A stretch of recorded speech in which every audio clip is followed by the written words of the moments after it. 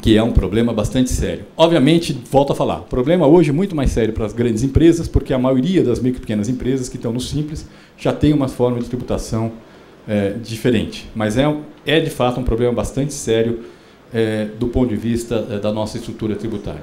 Bom, vou falar então um pouco do projeto de reforma tributária.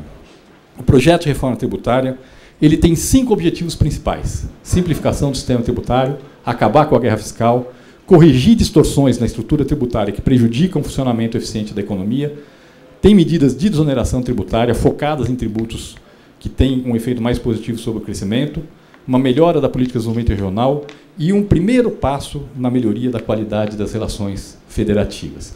O que está sendo proposto, então, do ponto de vista dos tributos federais? Está se propondo a extinção de 5 tributos federais e a criação de um novo tributo, que seria o Imposto sobre o Valor Adicionado Federal.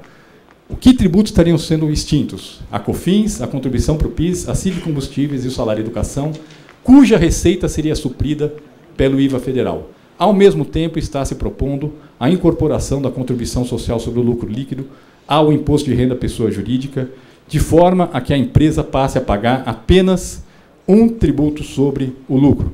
Eu vou falar em seguida, entrar em detalhes para vocês, mostrar que isso não tem efeito nenhum do ponto de vista do financiamento da Seguridade Social. Apenas deixa de existir tributos vinculados à Seguridade e passa a ter uma base mais ampla sobre a qual é calculada esse financiamento. Essas medidas entrariam em vigor no segundo ano após a aprovação da emenda constitucional, ou seja, se aprovar em 2008, entra em vigor em janeiro de 2010, e teríamos um ano aí para regulamentar as mudanças. É um período curto, mas é plenamente factível de fazê-lo. E houve uma discussão sobre a extinção ou não do IPI e a incorporação do IVA federal, mas resolveu-se manter o IPI como um imposto com incidência seletiva, como cigarros e bebidas, e com função de política industrial e política de desenvolvimento regional, na medida em que o IPI define muitos benefícios, essencialmente, é importante isso para definir os incentivos da Zona Franca e a lei de informática, por exemplo. Agora, com isso, com a manutenção do IPI, é possível ter uma legislação do IVA federal muito mais simples. Se nós incorporássemos o IPI no IVA federal, nós íamos ter que incorporar, primeiro, ter um número muito maior de alíquotas. Segundo, nós íamos ter uma legislação muito mais complexa para incorporar o uso do IPI como instrumento de política industrial e de desenvolvimento regional. Por isso, optamos por manter o IPI e abrir uma enorme discussão de calibragem de incentivos da Zona Franca de Manaus. Agora, a ideia é limpar o IPI. A ideia é que todas as incidências do IPI, que não são importantes em termos de... não são importantes para a Zona Franca de Manaus, não são importantes em termos de política industrial, e não são importantes enquanto incidência seletiva, a ideia é limpar isso, botar a alíquota a zero e ajustar a cobrança na alíquota do IVA federal, que deve ter 2 ou 3 alíquotas. Bom, do ponto de vista do ICMS, o que nós estamos propondo? Estamos propondo extinguir, depois de um período de transição, extinguir o atual ICMS e criar um novo ICMS que teria uma legislação uniforme em todo o território nacional. Isso significa uma grande simplificação, em vez de 27 legislações, uma única legislação, e quero dizer aqui, muito mais simples do que cada uma das legislações estaduais. Segundo, alíquotas uniformes. A proposta, aqui eu não vou entrar em detalhe como seria feita a fixação das alíquotas, mas a ideia é alíquotas uniformes para a grande maioria dos bens e serviços e para um número limitado de bens e serviços definidos em lei complementar, os estados teriam algum grau de liberdade para a fixação de alíquotas definido na própria lei complementar. Por que isso?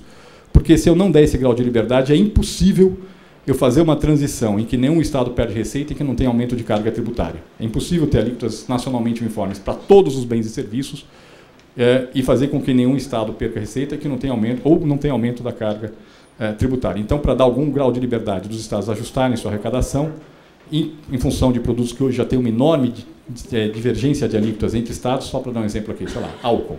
Álcool tem alíquota de 12% a 25% na tributação de ICMS. Óleo diesel, a mesma coisa. Esses produtos, muito difícil você encontrar uma única alíquota que preserve a arrecadação de todos os estados. Então, para esses, nós vamos estar deixando, que vão estar definidos em lei complementar, teria possibilidade de algum grau de liberdade de fixação de alíquotas. E a legislação seria um sistema de débito e crédito, o mais simples possível, obviamente mantida o Instituto da Substituição Tributária, mas de uma forma muito mais simples do que existe hoje. Podemos passar? Bom, não, volta. Isso. Segundo, Como nós estamos propondo acabar com a guerra fiscal? A proposta para acabar com a guerra fiscal é reduzir progressivamente a alíquota que é cobrada do ICMS que é cobrada no estado de origem. E a nossa proposta é fazer isso com uma transição longa que se iniciaria no segundo ano após a aprovação da reforma, ou seja, em 2010, se aprovar esse ano, e terminaria no sétimo ano após a aprovação da reforma, ou seja, 2015, e com esta redução da alíquota progressiva no atual ICMS, o que você faz? Você reduz progressivamente a força dos incentivos que já foram concedidos na guerra fiscal. Por que essa transição longa? Essa transição longa é necessária porque é técnica e politicamente inviável você acabar com a guerra fiscal do dia para a noite.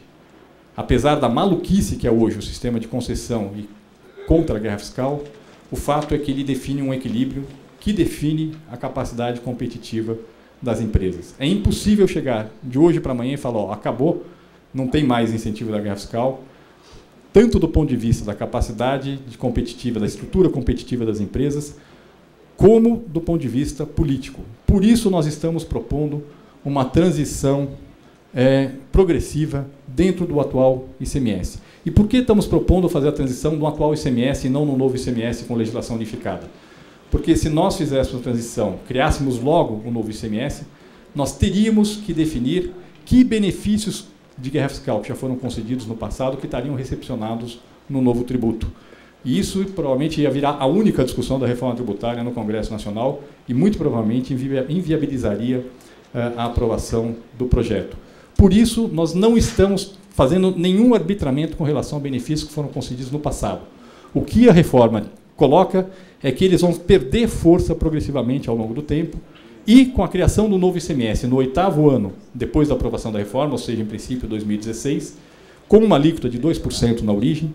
Tecnicamente, o ideal seria uma alíquota de 0%, mas para estimular os estados a fiscalizar o imposto, optou-se por manter uma alíquota de 2% na origem, que não estimula a guerra fiscal, esse é um ponto importante. Com a criação do novo ICMS com legislação unificada, acabaria completamente os incentivos da guerra fiscal. Podemos passar? Bom, tem um ponto importante aqui na discussão com os estados, que é um sistema de garantia de receitas em função do fim da guerra fiscal. Queria deixar bem claro, a reforma tributária ela tem o seguinte impacto para os estados. Se não houvesse guerra fiscal, a transição da cobrança da origem para o destino, ou seja, a redução progressiva da alíquota na origem, ela teria como efeito uma redistribuição de receita entre estados. Alguns perdem, outros ganham, e no agregado o efeito é totalmente neutro. Por conta do fim da guerra fiscal, os estados ganham receita, porque eles vão poder passar a cobrar o tributo que hoje eles não cobram. Ao longo da transição, já vai ter um impacto positivo sobre a receita dos estados. Nós estimamos esse impacto em algo entre 10 e 15 bilhões de reais de aumento da receita dos estados em função do fim da guerra fiscal. Ou seja, no agregado, o conjunto dos estados ganha com a reforma tributária. Esse é um ponto importante. Pode ser que nesse processo tenha algum perdedor?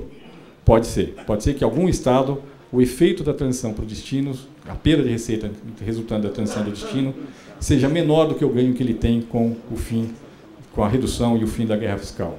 Pode ser que aconteça, pode. Mas, e para estes casos, nós estamos propondo um fundo de equalização de receitas. Eu não vou entrar aqui em detalhes sobre como ele vai funcionar, mas a nossa ideia é discutir já agora, durante a tramitação da emenda constitucional, como é que vai ser a regulamentação desse fundo de equalização de receitas. Na semana que vem, já tem uma reunião agendada com os estados para discutir isso, para garantir, isso daqui vai ser feito em lei complementar, para garantir que nenhum estado vai ser prejudicado com a reforma tributária.